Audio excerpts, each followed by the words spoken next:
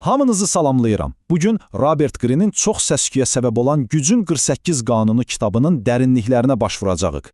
Birlikdə tarixin ən güclü şəxslərinin pərdə arxasında istifadə etdiyi strategiyalar araşdıracağıq. Gəlin elə başından işi qoyaq, bu qanunlar həqiqətən də bir strateji zəka məhsuludur, yoxsa sadəcə soyuqqanlı bir manipulyasiya təlimatıdır? Bax, bütün söhbətimiz bu sual ətrafında fırlanacaq. Məqsədimiz kimisə mühakimə etmək deyil, sadəcə bu Machiavelli ruhlu strategiyaları neytral bir gözlə təhlil edəcəyik. Görək bu taktikalar necə işləyir və bizim bugünkü dünyamızda yeri varmı? Elə isə başlayaq. Yaxşı, hər şeyin təməlindən başlayaq. Robert Greene'ə görə əsl güc başqalarına hökm etməklə başlamır, yox. Əsl güc ilk növbədə özünə hökm etməklə, yəni özünü idarə etməklə başlayır. Dördüncü qanun, məsələn, deyir ki, həmişə zərurət olandan daha az danış. Buna strateji sükut deyilir. Fikir çox sadədir. Siz az danışdıqca daha güclü, daha sirli görünürsünüz. Qarşınızdakı insan bu sükutdan narahat olur və boşluğu doldurmaq üçün danışmağa başlayır. Və danışdıqca da öz sirlərini, zəif tərəflərini bir-bir ortaya tökür. Bunun ən klassik nümunəsi Kral 14-cü Ludovikdir. O qədər az danışarmış ki, onun bu sükutu bütün saray əhlini sanki ayaq barmaqları üzərində gəzməyə məcbur edirmiş. Heç kim onun nə düşündüyünü, növbəti addımının nə olacağını bilmirdi. Və məhz bu qeyri-müəyyənlik onun gücünü qat-qaç artırırdı. Yəni, gördüyünüz kimi, sükut sadəcə danışmamaq deyil. O sizi yersiz sözlərdən və səhvlərdən qoruyan bir qalxandır. Rəqiblərinizi öz silahlarıyla özlərini vurmağa vadar edən bir tələdir və sizə əlçatmaz, proqnozlaşdırılması çətin bir lider aurası bəxş edir. Gəldi üçüncü qanuna. Təsəvvür edin, rəqibləriniz sizin əsl məqsədinizin nə olduğunu bilmir. Sizə qarşı necə bir müdafiə qura bilərlər ki? Məhz bu qanun bunu deyir.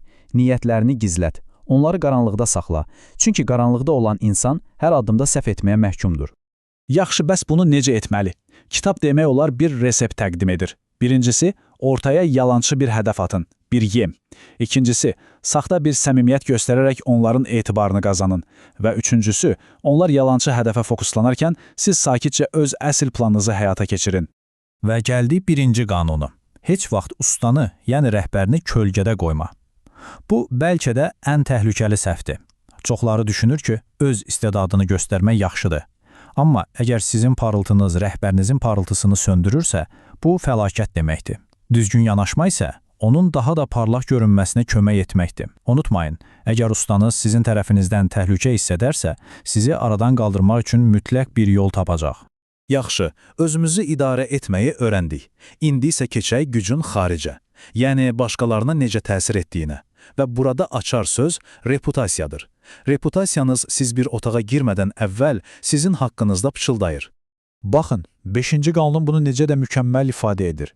Reputasiya sizin ən qiymətli varlığınızdır. Bəzən heç bir şey etmədən, sırf reputasiyanız sayəsində döyüşlərdə qalib gələ bilərsiniz və ya əksinə, o sizi yerlə bir edə bilər. Reputasiyanı idarə etmək bir sənətdir. Hər şey tək bir güclü xüsusiyyət, məsələn, inanılmaz dərəcədə dürüst və ya cəsur olmaq kimi bir imic yaratmaqla başlayır. Bu təməli qurduqdan sonra onu göz bəbəyiniz kimi qorumalısınız. Və eyni zamanda fürsət düşdükcə rəqiblərinizin reputasiyasındakı çatları tapıb onlara zərbə endirməlisiniz. Məsələn, General Rommelin Səhra tülküsü ləqəbi o qədər güclü bir reputasiya idi ki, düşmənləri bəzən onunla döyüşməkdən çəkinirdi. Onun adı onun tanklarından daha güclü bir silaha çevrilmişdi.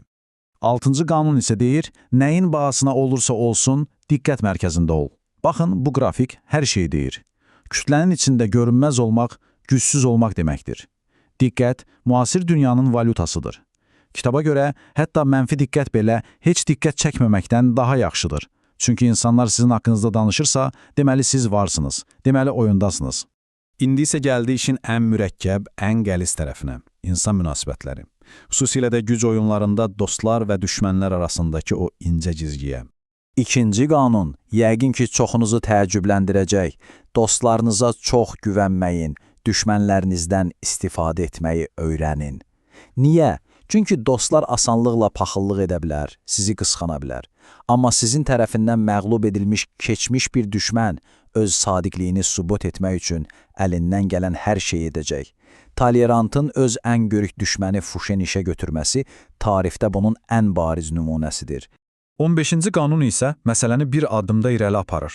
Düşməninizi tamamilə məhv edin. Kitabda buna qığılcım nəzəriyyəsi deyilir.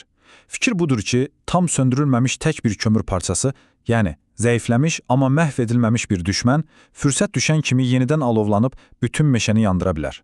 Çan Kayşi, Maonu tamamilə məğlub etməyəndə o qığılcım sonradan böyüyüb bütün Çini ələ keçirdi. Yarımçıq qələbə gələcəkdəki məğlubiyyətə yazılmış bir dəvətnamədir. İndi isə gəlin bu güc oyunlarında istifadə olunan bir neçə kəskin, psixoloji silaha sürətli bir baxış keçirək. Bunlar bəlkə də ən təsirli, ən incə alətlərdir. 12-ci qanun. Seçici dürüstlük. Adına aldanmayın, bu əxlaqla bağlı deyil, bu bir strategiyadır. İnsanların gözünə soxulan tək bir dürüst və səmimi hərəkət onların bütün müdafiə mexanizmlərini darmadağın edə bilər. Bu sizin üçün qapıları açan bir Troya atı kimidir və o atın içində gizlənən onlarla başqa niyyətinizi heç kim görməz.